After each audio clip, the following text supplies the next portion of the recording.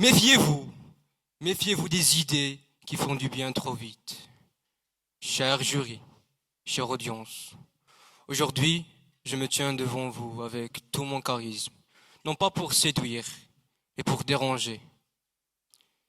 Si les hommes naissent égaux, ils ne naissent ni avec les mêmes chances, ni avec les mêmes opportunités. Dès les premiers pas, la vie choisit. D'un côté, les vainqueurs, de l'autre, les invisibles. D'un côté, les trajectoires droites, de l'autre, le destin brisé. Et face à cette vie injuste, face à cette inégalité ancienne, on nous propose aujourd'hui une promesse simple, une promesse confortable, une promesse dangereuse, un revenu universel de base.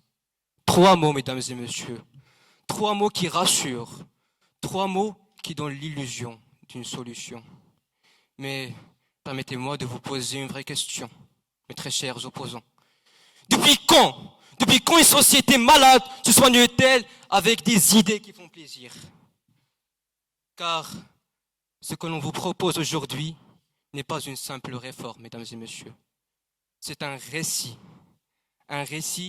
magique, où l'argent devient le héros, où la dignité se mesure, où l'égalité, où l'injustice se corrige par virement. Mesdames et messieurs, la réalité ne se plie pas aux belles histoires. On veut nous faire croire qu'en donnant la même somme à tous, on corrige toutes les inégalités. Mais croyez-vous vraiment qu'en donnant la même chose à des situations radicalement différentes, produira de la justice? Nous autres, en branche mathématique, avons appris une règle simple. Plus un système est complexe, plus une solution unique est dangereuse. La société, mesdames et messieurs, n'est pas une équation à une inconnue. Elle est faite de variables humaines, instables et contradictoires. Et prétendre la résoudre par une réponse universelle, je suis désolé. C'est le plus grand mensonge que j'ai jamais entendu, avec tout mon respect à mes très chers opposants, plutôt aux opposantes. Certains aiment les récits, les tragédies, les condamnés à mort, les Antigones qui disent non au destin, n'est-ce pas, mes très chères opposantes? Mais c'est beau, c'est fort, c'est émouvant. Mais une nation ne se gouverne pas comme un roman. La pauvreté n'est pas une image, la misère n'est pas une métaphore, et la dignité n'est pas une ligne sur un virement. Le revenu universel séduit, oui, parce qu'il donne sans exiger, il rassure sans résoudre. Mais croyez-moi, les idées les plus dangereuses ne sont pas celles qui choquent, ce sont celles qui endorment. Et attention, c'est ce que nos très chers opposants ont l'intention de faire durant ce débat. Alors, petit conseil, restez prudents. Avant que ce débat ne commence réellement, j'ai besoin de vous, cher auditoire. Que ceux qui pensent sincèrement que l'argent à lui seul peut garantir la dignité humaine, levez la main. Exactement. Regardez cette scène. Les mains levées, les silences, les hésitations. Ce n'est pas un vote, c'est un doute, mesdames et messieurs. Et ce doute est totalement légitime et compréhensible. Mesdames, messieurs, ce débat n'est pas un concours de sentiments. C'est une confrontation entre une réalité exigeante et une illusion confortable. Alors, mes très chères opposantes, nous vous écoutons. Merci.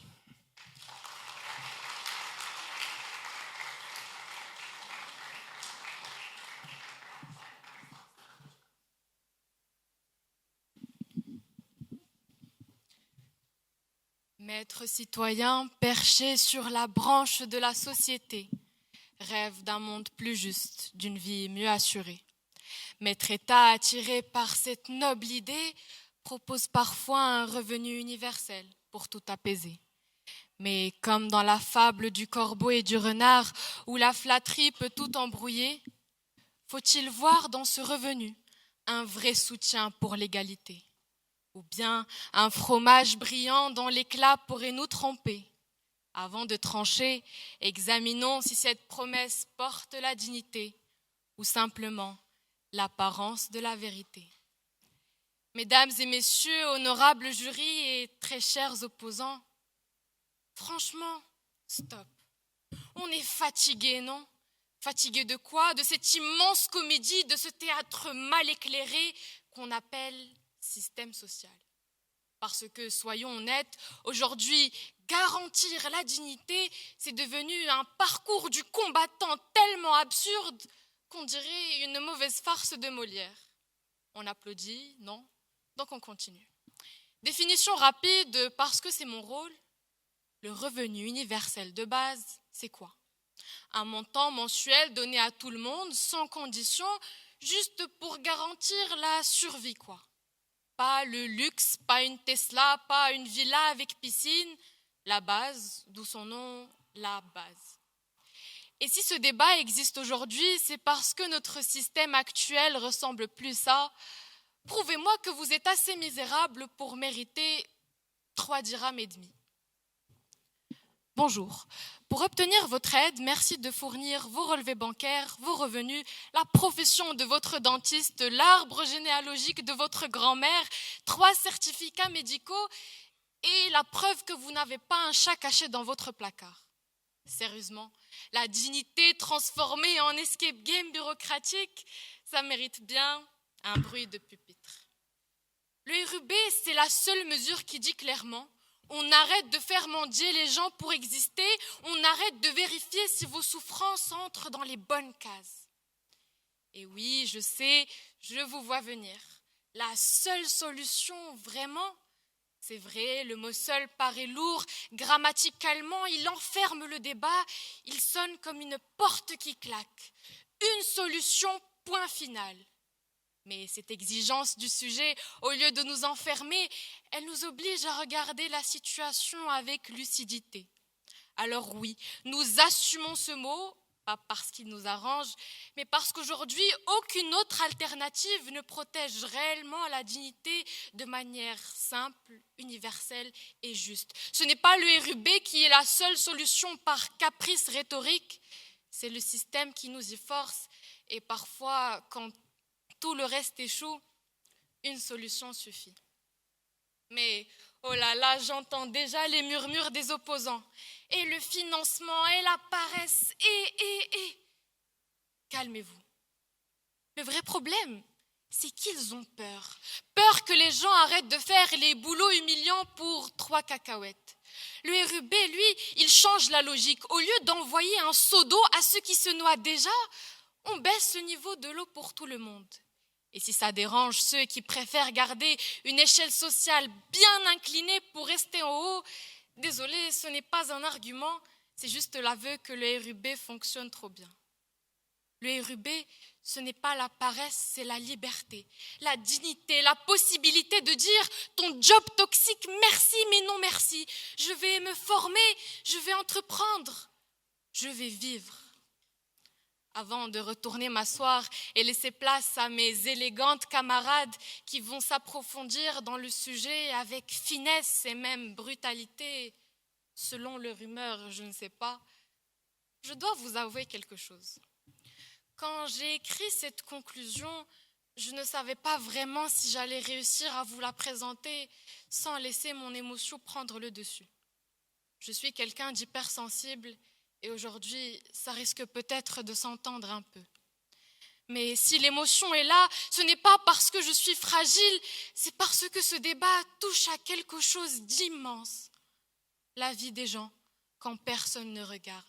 On parle d'économie comme d'un tableau de chiffres, d'un budget, d'une froide logique. Mais la réalité, c'est que derrière chaque chiffre, il y a une existence qui bascule, un avenir qui se réécrit, une dignité qui s'effrite. Moi, je pense à tous ces moments minuscules, invisibles que personne ne raconte. Ces repas, j'ai déjà mangé, dit doucement pour cacher qu'il n'y en avait pas assez. Ces rêves mis de côté, non pas faute de talent, mais faute de départ. Ces nuits où l'on compte non pas les heures, mais les manques. Ce ne sont pas des exceptions, mesdames et messieurs, ce sont des millions de vies. Des vies qui se débattent dans un système qui les mesure avant même de les écouter. Et je crois qu'à un moment, il faut avoir le courage de le dire. La dignité n'est pas un bonus, la dignité n'est pas une récompense, la dignité, c'est ce qu'une société doit garantir avant tout le reste. Et lorsqu'un système demande aux gens de prouver qu'ils sont assez misérables pour mériter un peu d'aide, alors ce système-là a déjà oublié l'essentiel. On peut débattre des modèles, des budgets, des formules, mais si on perd de vue l'humain, alors peu importe qui a raison d'entre nous, mes chers opposants, la société, elle, aura tort. Merci.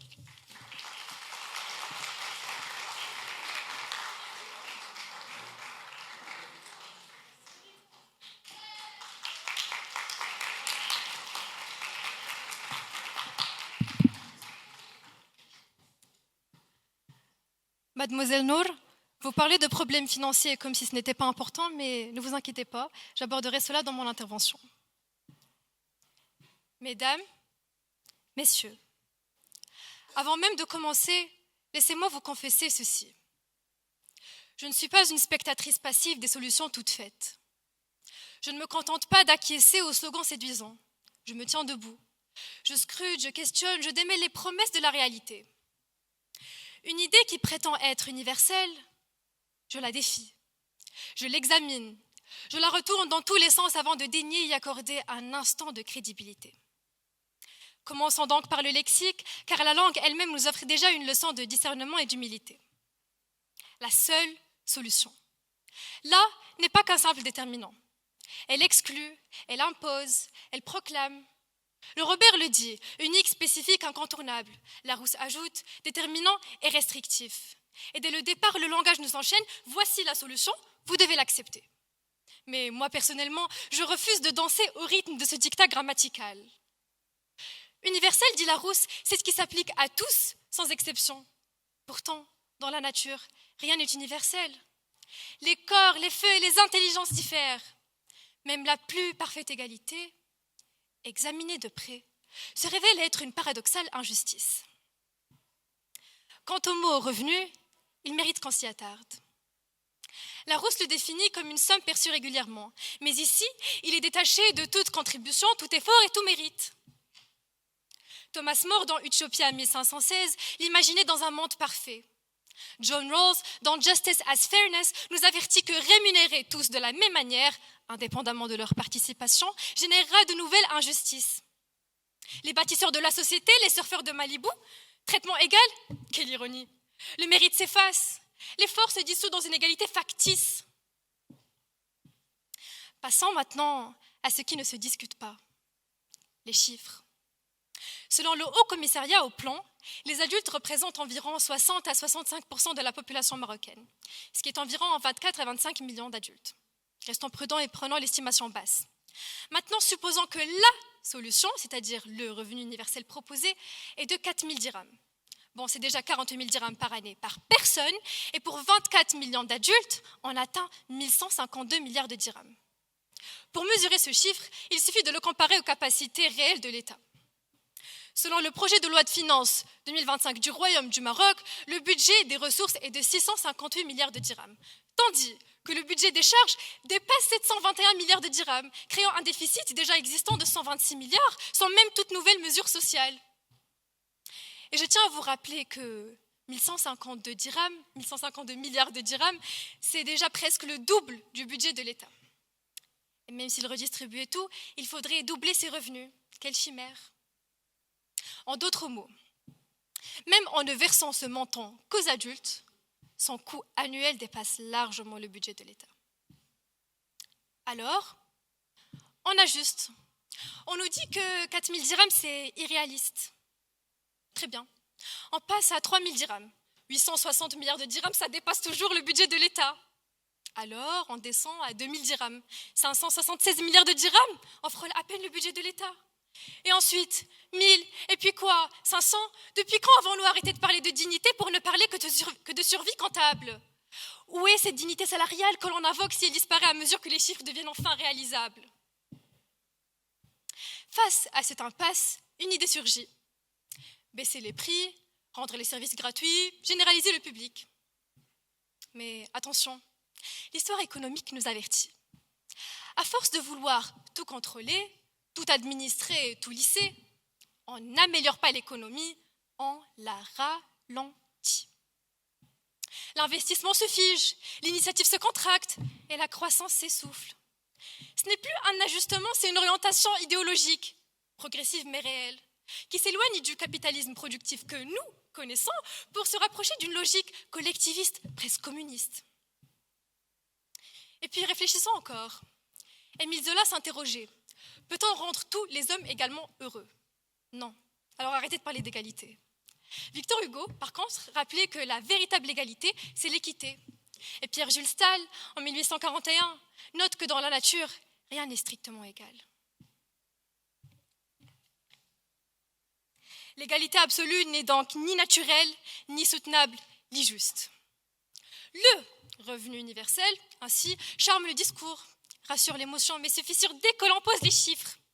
Il promet beaucoup, calcule mal, exige trop, et moi, face à cette évidence, je choisis autre chose. Je ne m'incline pas devant ces slogans. Je ne répète pas ce qui sonne bien. Je réfléchis, je questionne, j'examine, car penser, pour moi, reste un acte essentiel. Car une solution, n'est pas juste parce qu'elle est généreuse. Elle l'est lorsqu'elle est cohérente, soutenable et intellectuellement honnête. Merci.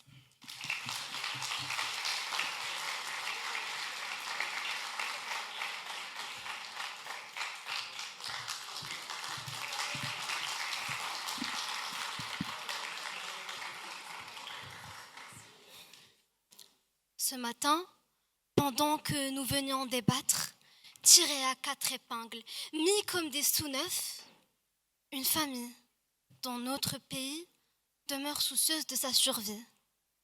Devrais-je manger ou me réchauffer? Devrais-je préserver ma santé ou préserver ce qui reste de mes économies? Mesdames et messieurs, honorables membres du jury et chers opposants, permettez-moi maintenant de lever le voile sur une réalité que nous préférons souvent ne pas regarder en face. Une réalité que le déni rend plus lointaine, mais jamais moins vraie. Vous avez probablement déjà détourné le regard sur l'une de ces familles. Non pas par méchanceté bien sûr, mais par mécanisme de défense. Et si on sortait tous de ce déni profond et cherchant des solutions, non pas pour avoir un monde utopique, mais un futur plus juste. Et c'est précisément dans cette recherche d'un futur plus juste qu'entre en jeu le revenu universel de base. À votre avis, combien de Bill Gates, de Mozart ou d'Einstein meurent dans l'anonymat parce qu'ils passent leur vie à remplir des rayons ou à livrer des repas pour survivre? Mais chut, nos chers opposants soutiennent la pression sociale. Prenons comme exemple Kelvin Doe, un Sierra-Léonais. À l'âge de 13 ans seulement, il fabriquait ses propres batteries et générateurs à partir de matériaux recyclés. Un parfait petit génie, n'est-ce pas? Avec un talent énorme, mais regrettablement pas assez de ressources pour développer ses inventions à grande échelle. Et figurez-vous que ce n'est pas le seul. On ne peut pas nier le fait que des paresseux de la société profiteraient du RUB pour moins travailler. Mais l'exception ne fait pas la règle. Il serait injuste de noircir tout... Il serait injuste de noircir tout un ciel pour quelques étoiles éteintes. Comment peut-on demander à une personne de s'élever lorsque chaque jour elle se bat pour ne pas s'effondrer? Comment un cœur peut-il battre pour demain lorsque le présent l'étrangle? Comment un esprit peut-il rêver lorsqu'il est occupé à survivre? Le revenu universel de base, ce n'est pas un cadeau, ce n'est pas une indulgence, c'est une bouffée d'oxygène, une respiration qu'on offre à ceux qui vivent la tête sous l'eau, un espace mental où la peur recule enfin, où l'on peut recommencer à espérer, à créer, à devenir, parce que la dignité commence là.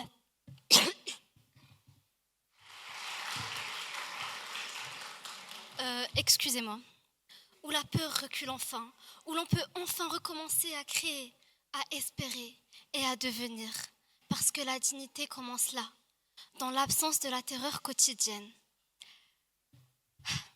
Le revenu universel de base, c'est la promesse que plus personne ne restera au bord de la route.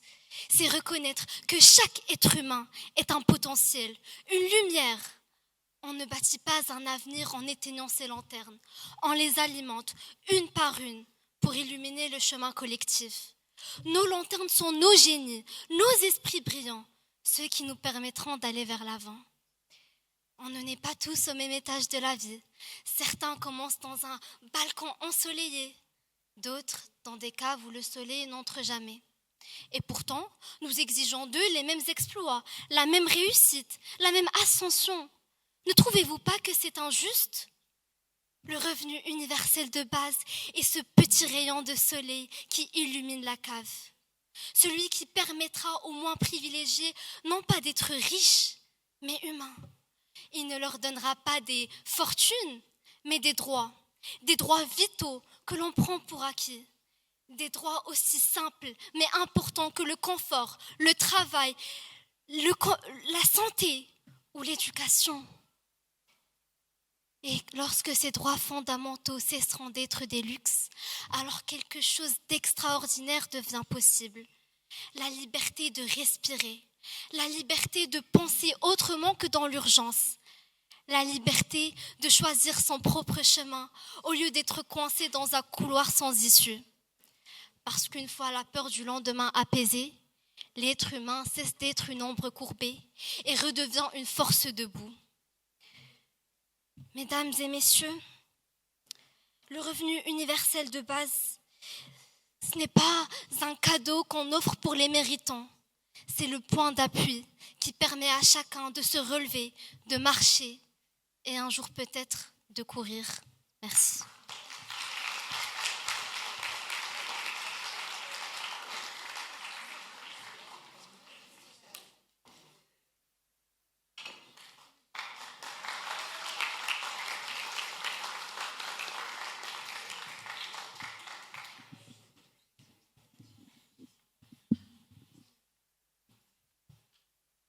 Cher jury, chère audience, si les hommes naissent égaux, certains naissent avec un ego supérieur. Car dès le départ, la vie nous désigne et la vie nous sépare. D'un côté les victimes et de l'autre les victoires. D'un côté des trajectoires brisées, de l'autre des gens indignes de gloire. D'un côté les petits centimes, de l'autre les bons sentiments, naissant des cendres ultimes de l'espoir. Espoir qui nous pousse à croire à l'illusion d'une utopie, utopie pourtant irréalisable. Celle présentant le revenu universel de base comme solution à des inégalités sociales devenues intenables. Mais derrière cette idée séduisante se cache une vérité moins charmante, car le revenu universel n'est pas la panacée qu'on prétend. Cher jury, chère audience, on aura entendu plus de 999 faux arguments, mais moi, je vise le 1000. Alors, asseyez-vous confortablement, car pendant les minutes à venir, je vais vous révéler ce que nos opposantes ont longuement essayé de vous cacher. L'atroce monstruosité qui se dissimule derrière l'absurdité du revenu universel. Pour commencer, nos opposantes ont affirmé que le revenu universel garantit la dignité de chacun. Mais ce qu'elles ne vous ont pas dit, c'est que la dignité d'un homme ne se réduit pas à un misérable virement bancaire. Elle se conquiert, elle se construit par l'utilité, le rôle social et la reconnaissance.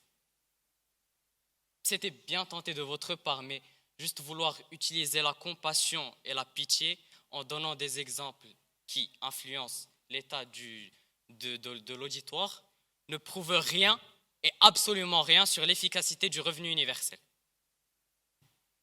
La dignité se gagne, elle ne se donne pas par sentimentalisme, chère audience. Un autre argument présenté, qui ne tient bien évidemment pas la route, était celui de la réduction des inégalités sociales. Mes chers jurys, chère audience, permettez-moi d'abord de vous poser une question. Pensez-vous réellement qu'en donnant la même somme à tous, on réduit toutes les inégalités ? car moi, je ne le pense absolument pas. Ce revenu universel ne corrige pas les inégalités structurelles, par exemple. Les riches n'en ont pas besoin et les pauvres restent pauvres dans les mêmes quartiers pauvres avec les mêmes écoles et hôpitaux défaillants. Ce que nos opposants ont essayé de faire ici est à la fois subtil et évident. Et cela s'appelle un sophisme de généralisation hâtive. Un sophisme est un argument ou raisonnement faux et frauduleux, malgré une apparence de vérité. Mais la seule vérité que vous avez besoin d'entendre aujourd'hui, chère audience, est la suivante. Nos opposantes ne maîtrisent absolument pas leur sujet. De plus, on nous a parlé de simplicité et d'efficacité administrative, et ça aurait été pertinent d'en parler, car la seule simplicité à laquelle on fait face aujourd'hui est la simplicité de certains arguments qui sont simples, mais non pas efficaces. Car oser parler de processus administratifs simplifiés reviendrait littéralement à se mettre une balle dans la tête. Puisque le revenu universel exige un financement énorme, ce qui nécessite des impôts très élevés, eux-mêmes très lourds et difficiles à gérer. Et là, mesdemoiselles et messieurs, je viens de vous révéler un second sophisme, celui de la simplification excessive. On présente un problème complexe comme s'il avait une solution simple, en ignorant des facteurs très importants. Alors, cher jury, chère audience, comme je viens de le vous démontrer, le revenu de base n'est pas une solution aux nombreuses inégalités qui errent et qui planent sur notre planète. Le seul objectif derrière cette illusion est la création d'une nouvelle ère. Une ère où tout le monde serait traqué par un gouvernement qui nous gouverne et nous ment, qui nous fait croire que les inégalités salariales sont la source de tout malheur, qui nous fait croire que la dignité d'un homme se mesure en dollars par heure, qui nous fait croire que la vie est régie par un déterminisme latent, qui nous place dans l'attente d'un futur inexorable, inévitable. Merci.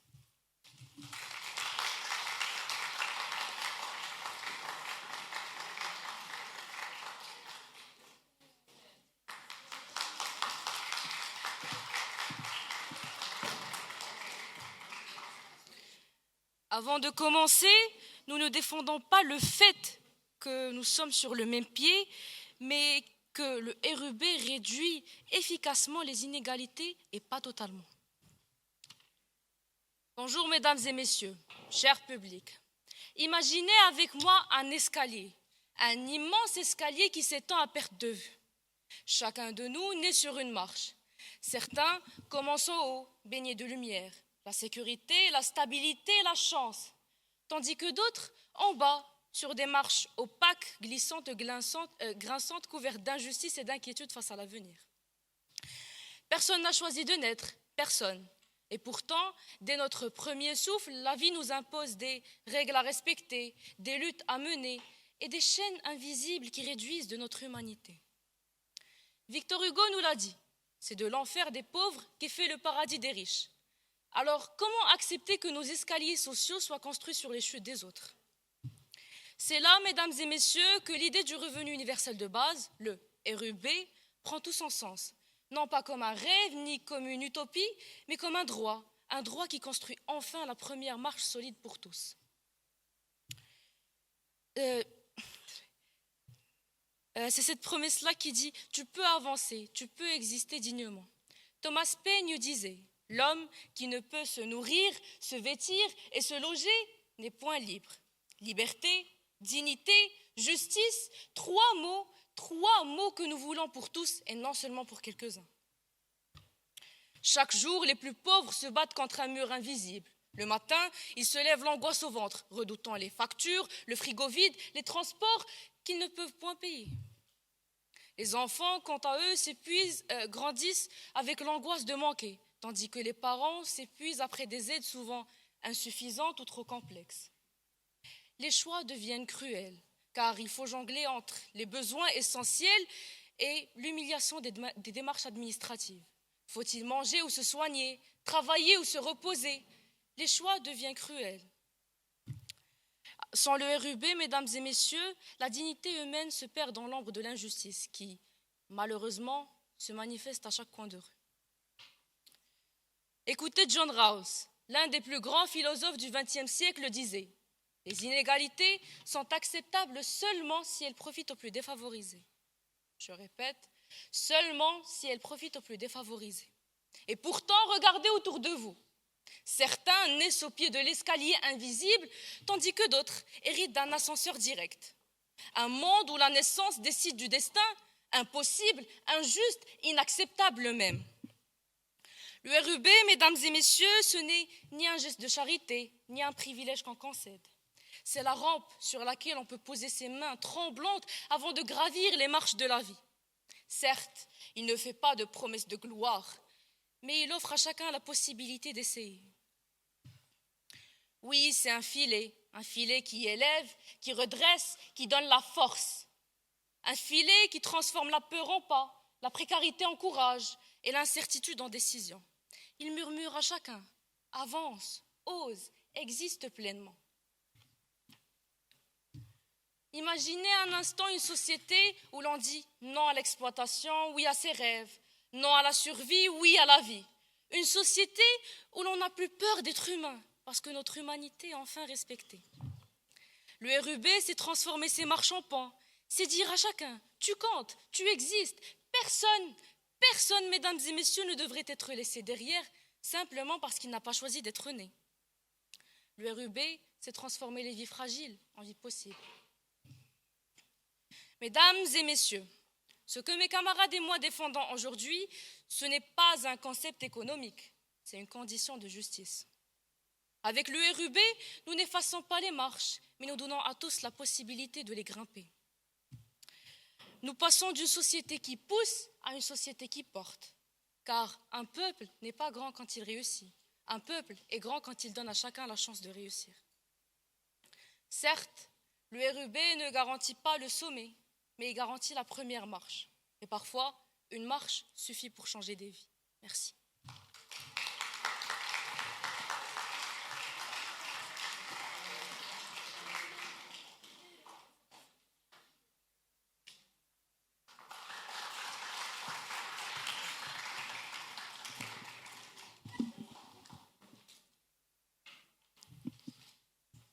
Le silence qui précède la parole est souvent le moment où les illusions se craquellent. On nous a dépeint ici une fresque séduisante. À un horizon, la nécessité disparaîtrait sous le poids d'un virement bancaire. Mais attention, les métaphores ont ceci de particulier qu'elles allient la beauté du verbe à l'affranchissement de la pensée. Néanmoins, leur sens est nuancé, laissant libre cours à des interprétations que certains semblent ignorer par confort ou par aveuglement. Donc j'ai décidé d'endosser mon rôle d'éclaireur face à ce foisonnement de perspectives et je me suis dit, tu te dois de traiter cette réalité de la manière la plus juste et la plus intègre afin de dissiper enfin le brouillard que l'on essaie d'installer sur l'avenir de notre société. Imaginez donc ce navire dont on nous vante la traversée. Ce navire qui prend de l'eau de toutes parts. Pour nous sauver du naufrage, l'équipe d'en face arrive avec une idée de génie. Distribuer des seaux dorés à chaque passager. Du capitaine au cuisinier, chacun reçoit son petit seau d'argent. C'est chic. C'est brillant, ça luit sous le vent, mais pendant que nous admirons l'éclat de nos mains, personne ne pense à boucher le trou dans le flanc. On nous propose de vider l'océan avec des cuillères dorées alors que c'est la structure même de notre voyage qui s'effondre. Mesdames et messieurs, honorables jurés, chers opposants, je suis navré. Profondément navré de devoir vous annoncer l'égarement total de nos chers opposants ou plutôt opposantes. On sent chez elles une envie de bien faire, c'est touchant, mais on dirait qu'elles ont confondu la gestion d'une nation avec une partie de Monopoly où l'on distribue des billets en espérant que le sort nous sourit. Car lorsqu'une société vacille et que le sol déraille, il y a deux réflexes face à la bataille. L'un consiste à réparer ce qui défaille et l'autre à masquer l'ampleur de la faille. Le revenu universel appartient clairement à la seconde catégorie.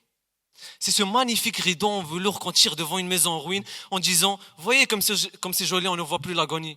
Et l'agonie, c'est les moments et les heures précédant immédiatement la mort, au cas où vous n'aurez pas lu vos derniers jours d'un condamné. Au fond, leur projet n'est qu'une illusion de prestigitateurs, car voyez-vous, l'uniformité ne crée pas l'égalité. Et à cet instant précis, il m'a suffi de 5 mots. 5 mots pour faire s'évaporer leur tour de passe-passe. 5 mots posés presque calmement, sans élever la voix, mais assez lourds pour faire tomber des masques. Ces 5 mots sont un miroir froid. Ils révèlent que nos adversaires ont pris la justice sociale pour une mécanique de précision, comme si l'on pouvait soigner le cri de la misère par le salaire d'un salaire sans mystère, par le silence d'un salaire sans mystère. Et que dire de cette liberté qu'ils chantent sur tous les temps? Je n'y vois qu'une vie sous perfusion. Est-on vraiment libre quand nous dépendons totalement de la charité de l'État pour exister? C'est une liberté de salon, une liberté de l'abandon, parce que la vraie liberté, c'est celle qui nous rend fiers. C'est l'école qui éclaire, c'est la santé qui libère et c'est le travail qui nous permet de dire « j'ai bâti ma pierre ». Mesdames et messieurs, leur logique est une étrange musique. Donner la même part aux milliardaires qui s'ennuient et à l'étudiant qui galère sous la pluie, c'est une insulte même à la notion de solidarité. N'est-ce pas, Madame Dadouchi? La solidarité, c'est donner plus à ceux qui ont moins. Vous, votre système, c'est l'égalité des indifférents. C'est comme si pour sauver une fleur qui fane, on décidait d'arroser le désert, le bitume ou la savane. Le revenu universel, c'est la politique du phare et du fardeau. Maquiller la détresse pour cacher le manque de sagesse. Mais au-delà de la poésie, regardons les chiffres si toutefois vous en êtes capable.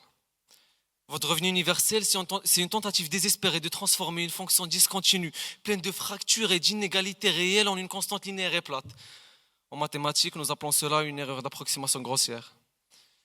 Est-ce que vous pensez vraiment qu'en donnant la même constante K à chaque individu, que vous allez réduire l'écart type de notre société? Mais quelle illusion! C'est comme oublier que les inégalités ne sont pas des additions, mais des puissances et des exponentielles de privilèges et de déterminisme. En multipliant tout le monde par le même facteur ou en élevant tout le monde à la même puissance, vous ne faites que déplacer la courbe, sans jamais en changer la variance.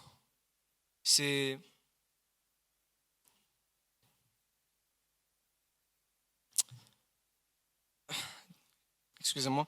Vous lissez la surface en ignorant même que l'air sous la courbe de détresse, elle reste inchangée. Mais je ne devrais pas m'étonner de cette approche si approximative parce qu'on est en train de me dire que vous êtes en section sciences expérimentales. Ah, c'est bon. Je comprends mieux cette habitude. Cette fâcheuse habitude à négliger les forces de frottement et à considérer que tous les corps sont parfaits dans un vide absolu. Mais malheureusement pour vous, la société n'est pas un laboratoire sous vide et la dignité humaine n'est pas une variable que l'on ajuste avec une règle à calcul mal étalonnée. Et comme dirait un célèbre économiste que vous connaissez tout le monde bien sûr, Thomas Sowell, si l'on distribuait toute la richesse du monde d'une manière parfaitement égale, elle finirait par retourner aux mêmes mains. Donc, non merci. Ne nous offrez pas le repos des ombres dans le confort des sommeils quand nous avons encore le feu dans le cœur pour poursuivre le soleil. Car au fond, c'est cela votre seul horizon. Cette monnaie sans âme, ce métal qui n'a aucun sens, ce remède de façade que vous essayez de soigner avec les déchirures du monde. Mais malheureusement pour vous, la dignité humaine ne s'achète pas et la justice sociale ne s'imprime pas. Regardez ce que vaut votre solution face à la grandeur du destin. Rien d'autre qu'une illusion qui s'envole au premier coup de vent.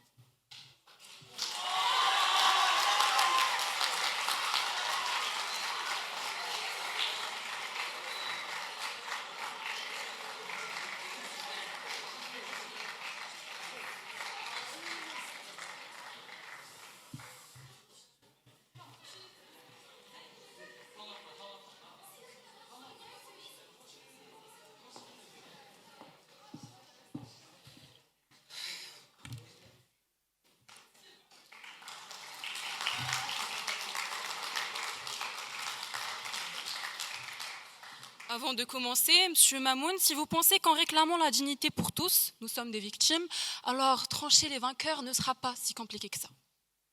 Mesdames, Messieurs, honorables jurys, je vous invite à un voyage immobile. Je vous demande de fermer les yeux, non pas pour plonger dans le noir, mais pour mieux voir la lumière. Visualisez un jeune homme, un esprit vif, une étincelle brute. Il possède le génie nécessaire pour écrire le prochain chef-d'œuvre ou pour révolutionner l'économie. Rien que pour l'histoire, appelons cet individu le sujet X. Regardons maintenant 2 scénarios et observons leur courbe de vie. Scénario A, le monde actuel, sans revenu universel de base. Le sujet X n'a pas d'argent. Pour survivre, il prend un job de subsistance, il livre des repas, il fait de la mise en rayon et il rentre chez lui à 20h30 épuisé, l'esprit vide. Après plusieurs calculs mathématiques, ce langage que vous chérissez tant, chers opposants, les sociologues ont tracé sa courbe de progression. Et le résultat, c'est une constante nulle, une ligne plate. Il travaille pour ne pas mourir, mais il ne vit pas, il ne progresse pas, il stagne dans l'indignité de la survie. Passons ensuite au deuxième scénario. Le monde avec le revenu universel de base. Le sujet X reçoit de quoi vivre dignement. Il n'est plus forcé de se vendre et il choisit de travailler sur sa passion. Et là, regardez-moi cette courbe. Parce qu'il est passionné, parce qu'il aime ce qu'il fait, il s'investit corps et âme, il innove, il progresse de manière exponentielle. Il écrit son livre, il crée son entreprise, il innove. Ce n'est pas de la poésie, c'est de la logique pure. Celui qui fait ce qu'il veut faire est une force pour la société. Celui qui fait ce qu'il est obligé de faire n'est qu'un rouage qui grince. L'épanouissement individuel est le moteur même du développement durable. Si nous avons une nation remplie de gens qui se développent, nous avons un pays qui se développe. Et par conséquent, des inégalités sociales qui se réduisent. Simplement parce que la richesse ne sera pas accaparée par quelques chanceux. Elle sera réclamée et créée par tous, grâce à la libération du potentiel de chacun. Maintenant, je m'adresse à vous, public, jury. Je vous prie, je vous supplie de ne pas vous laisser leurrer, de ne pas vous laisser emporter par les arguments froids de ces savants du diable. Ils tentent de défendre une thèse diabolique qui justifie la souffrance et la pauvreté par la nécessité économique. Leur position est construite sur des arguments d'une précarité remarquable. Ils vous diront que le revenu universel de base n'est pas la seule solution. C'est compliqué, c'est utopique, mais je vous mets au défi. Regardez l'histoire en face. Voyez-vous, en 2026 ans presque d'histoire humaine, une seule autre solution qui a réussi à garantir la dignité de chacun et à réduire ces inégalités sociales? Regardez les chiffres. Nada, rien du tout.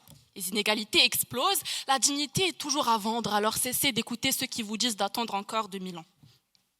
Le revenu universel de base est la seule solution qui garantit la dignité de tous, et c'est la seule qui répond à l'équation de la dignité.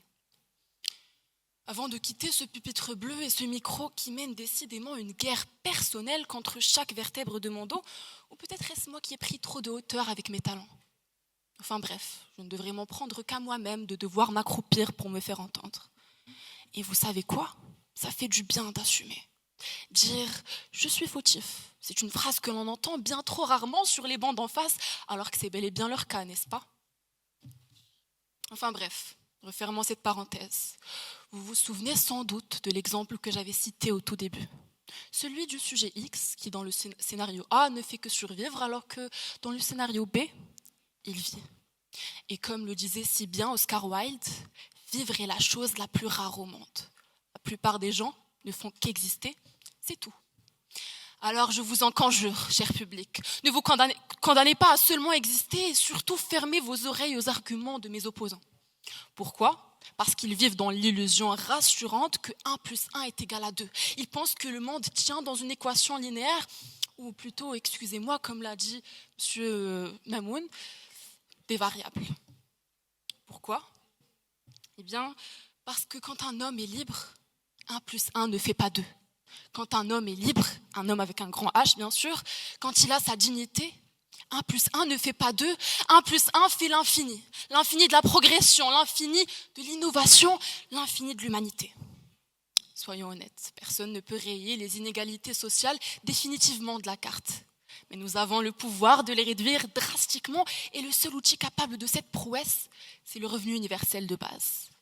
Chers opposants, vous qui pensez pouvoir mettre un océan dans un verre d'eau, laissez-moi vous rappeler que la réalité déborde de toutes parts et qu'elle ne se laissera jamais enfermer par la froideur de vos arguments. Merci.